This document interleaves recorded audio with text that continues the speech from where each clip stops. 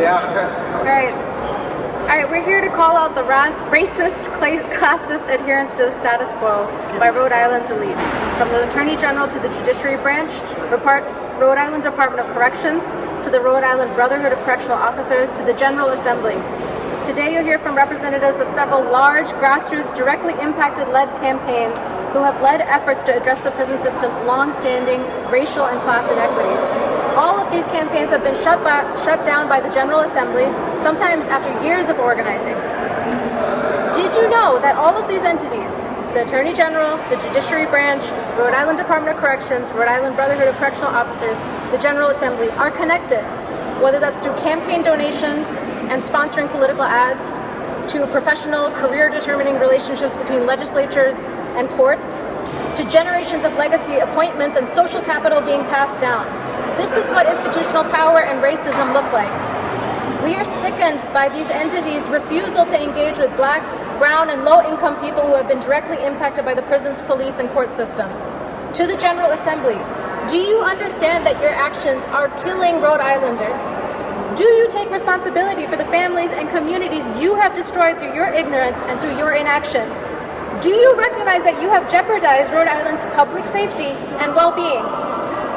We are demanding that the General Assembly return to a session by September 1st, 2023, to put these crucial, life-saving policies in effect. There is precedent for this under emergency situations, and this is an emergency. Perhaps it does not seem like an emergency to folks who are not sitting with loved ones in jail, folks who are not going through the court system, but it is an emergency for our communities. Our community is under attack, and it has been under attack. I'm going to turn it over to Juan Turbidez. He's a staff person at Direct Action for Rights and Equality, and he's going to talk about the Bail on 32 campaign. How you guys doing? My name is Juan Turbidez, and Louder. I'm here because we put in a lot of effort, directly impacted people. We have meetings every Wednesdays. We've been lobbying, door knocking, just to be told no. We was in communication with the AG's office throughout all of this, and they said they wasn't going to get in it. And we just did an amendment recently, which we didn't want to do. We did it to pass the bill, just so the AG could block it. You know, all the work that we put into this bill. Everybody showing up to the meetings. They got a lot of stuff going on. Just for us to be told no, it sucks. And yeah, this is an emergency. You guys need to do your jobs. Thank you. Thank you. And now I'm going to bring up Joe Benton, who's going to speak about the solitary reform efforts. I am going to speak about the solitary reform efforts, but I'm also going to talk about 85% of the people that are currently incarcerated in the intake center are there for violation hearings. And what that does is destroys our community. And let me tell you briefly how that affects our community.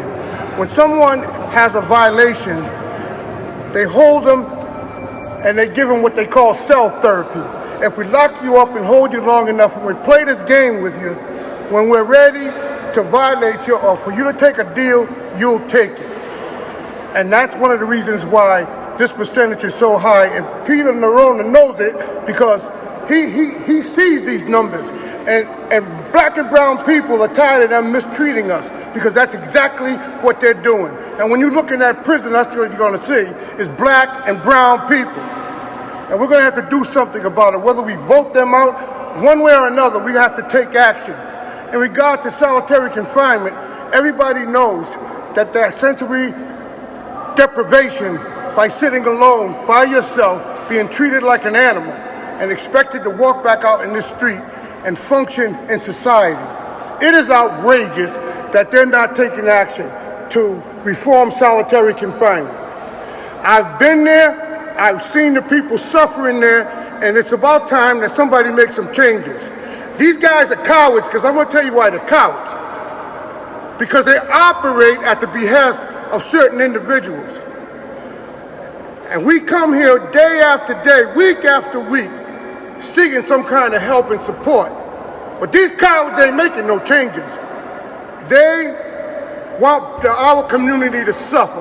And when you go through South Providence and through the Black and brown community, You see what the devastation that they did to our community, and they continue to do it by locking up our kids. And not only that, nobody should die waiting for a violation hearing. Even they know the general law says 2 weeks, but they leave you there for months. And they know it. So it's time for them to reform it and stop being cowards. That's all I gotta say. And they know exactly what I'm saying, and they know I'm telling the truth. Somebody else want to say something, because I'm very upset and I don't want to say the wrong thing. But you guys know what I'm talking about. Thank you, Joe. Okay, Haley McKee is going to speak next about the war on drugs and the reform efforts she's been working on. Hi everyone. This is awkward. Where am I looking? Anywhere, everywhere. As Anusha had stated, my name is Haley McKee. I've been working on drug policy reform as well as criminal justice reform in this building since 2017. And this year is the saddest year that I've ever seen. You know, even besides COVID and all of the other things, there is this whole entire building is ignored. Our community cries for help. So meanwhile, we as people who have experienced the same systems that we're appealing to reform have to sit it out until 2:30 in the morning. It's just a matter of a simple phone call to kill our bills and our community efforts. So our General Assembly has made the move to say one thing and then ignore the other.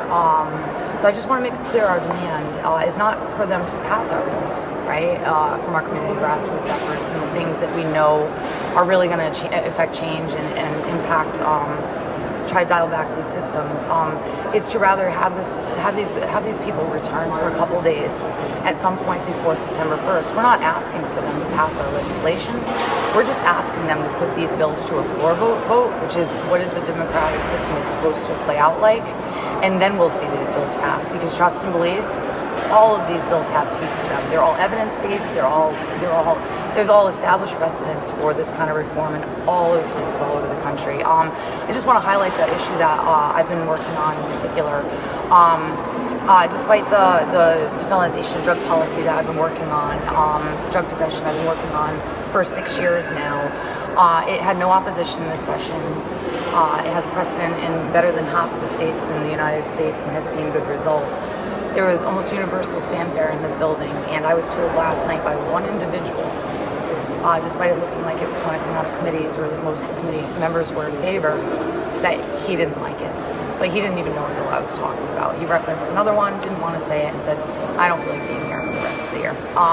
And that's been my general experience in this space, and I think we need to hold lawmakers accountable, get back into this space, have these bills put to the floor for a couple days, and actually show what they're really made of. Because we can't keep on relying on people who have been victimized by the same systems that we're trying to reform to carry the weight of these efforts and come up empty-handed every single year. This is not democracy. This is not what our elected officials are supposed to be doing. So I thank you for your time. Thank you, Haley. And Harrison Tuttle is going to speak from BLM PAC about how reform efforts have been tanked this session as well. Good evening, everybody. I want to talk about Leobor, but I also want to talk about solitary confinement. I want to talk about bail on 32. We all recognize the harm that has been done by these systems that have been in place since our country was founded. And we can't change those things. But what we can change as a state is the decisions that we make in this very building. Our legislators can make the decision to reverse negative impacts, particularly done on Black and brown communities and low-income folks. And so it really boggles my mind when we have an issue like solitary confinement, which is inhumane throughout the rest of the world, is proven to be psychological and physical torture. And yet we cannot get a consensus or even a floor vote to have a vote on banning it. It's mind-boggling that we don't have legislators in this General Assembly that are willing to outlaw something like solitary confinement. I mean, it's something that I can only assume to be something that requires a lack of empathy.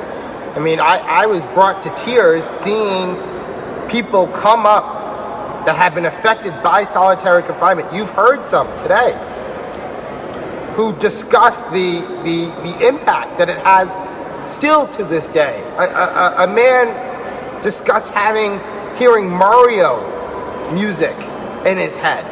I mean, that is not building people back up to be better members of society. And those members that come back to society with an unjust process like solitary confinement come back to this very place. They don't have to. They have every right to feel like a system has failed them, in which it has. But they have faith that Rhode Island can be a place in which people don't have to go through that. And yet we can't even get a floor vote. Now on Leobor, very much like on these other campaigns, you know, we come here every day. We testify, we talk to legislators. We try to get them in before they come in to vote on not our bills, but other bills. And they say, yeah, well, we'll talk. And we can't get a meeting with them. We don't have any stakeholder powers. And what democracy do we have if the public, if the people who are most affected by it don't have a seat at the table being able to make these decisions? I mean, it's ridiculous to me. And so with the misinformation, with the lack of floor votes this year, with all this talk around equity and justice, I'm not seeing any meaningful things that are actually affecting Black and brown people and low-income people's lives that would really make a difference. And so we're calling on all these pieces of legislation to not only be put for a floor vote, but actually pass. You know, we look at all these other states throughout the country and they're doing things. Some are Republicans. We have 13 states in the entire country that have Leobor. The sky is not going to fall if we repeal it. Some actually are Republican states that actually don't have Leobor. Now imagine that. So I don't want to hear that this is a political, a progressive, a liberal, a conservative thing. No, this is a human thing. And we've got to start acting with some morality in this building because people's lives are going to be ruined as a result of it. Thank you. All right, thank you. That's it.